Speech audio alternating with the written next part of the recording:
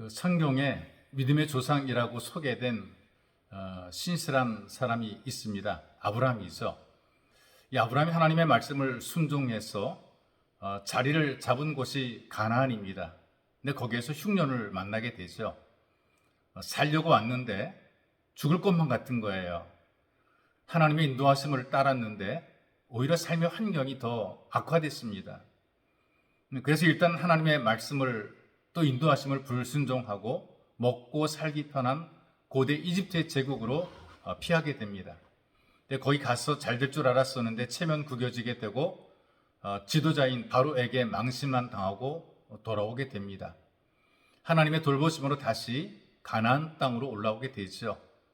그런데 새로운 문제가 발생을 하게 됩니다. 그것은 조카인 롯의 가족들과 아브라함의 가족들 사이에 불화가 만들어지게 됩니다.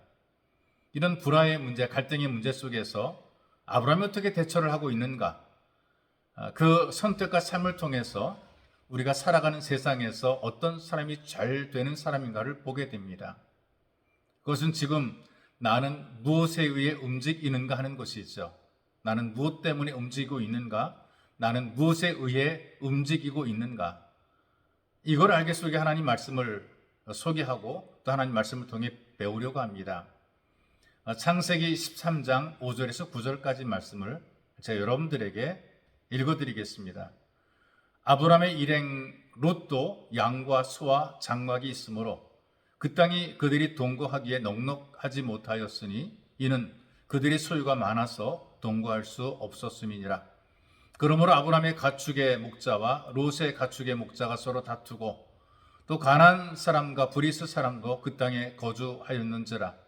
아브라함이 롯에게 이르되 우리는 한 친족이라. 나나 너나 네 목자나 내 목자나 서로 다투게 하지 말자. 내 앞에 온 땅이 있지 아니하냐? 나를 떠나 가라. 네가 좌하면 나는 우하고 네가 우하면 나는 좌하리라. 이 말씀을 보게 되면 아브라함의 가족의 아픔과 갈등이 있다는 것을 보게 돼요.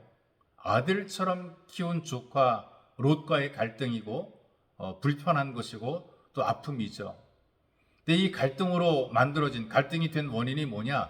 소유가 많다. 부자였기 때문에 그렇다는 것이죠. 너무나 소유가 많아서 함께 할 수 없었다라고 이야기를 합니다.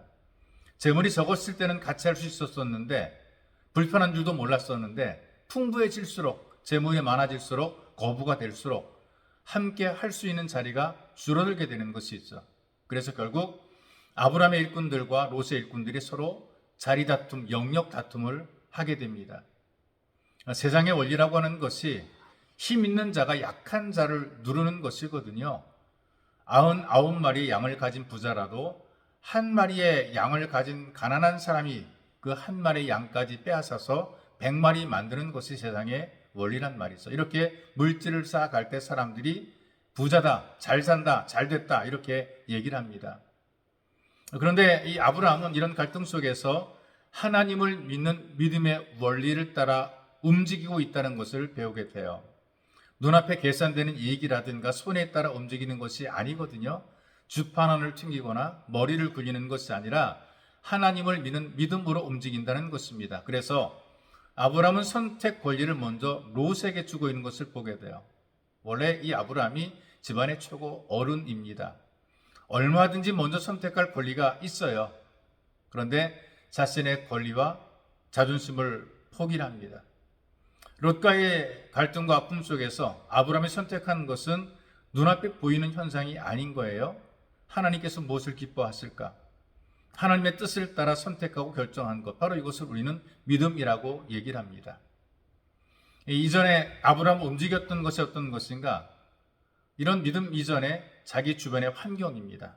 기근, 가뭄, 환경이라는 이 조건 때문에 풍요로운 애굽으로 내려간 것이죠. 지금 여기는 살기 어렵다.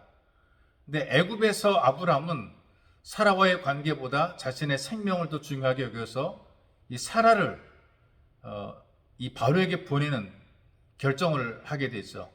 일단 사라의 이익과 유익보다는 자기의 이익과 유익을 먼저 챙깁니다. 나를 오라비라고 해라.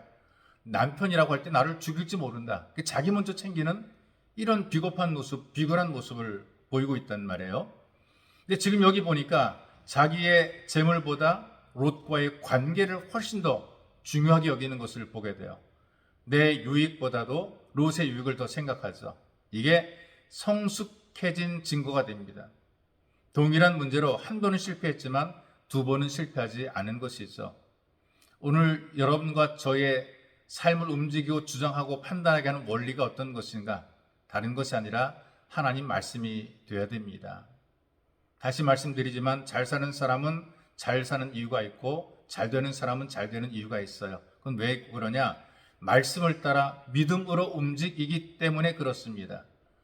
세상의 원리를 따라 움직이면 잠깐 잘 될 수 있지만 결국은 실패하게 되고 믿음을 따라 움직이게 되면 영원히 잘 되게 됩니다. 그래서 여러분들은 잠깐 잘 되는 세상의 원리보다 영원히 잘 되게 만드시는 하나님의 원리를 따라 움직이시기를 주님의 이름으로 축복합니다. 살아계신 주님, 우리가 살다 보게 되면 문제들이 닥쳐오게 되고 그런 어려움 속에서 우리는 고민하고 갈등하게 되며 선택과 결단을 해야 됩니다.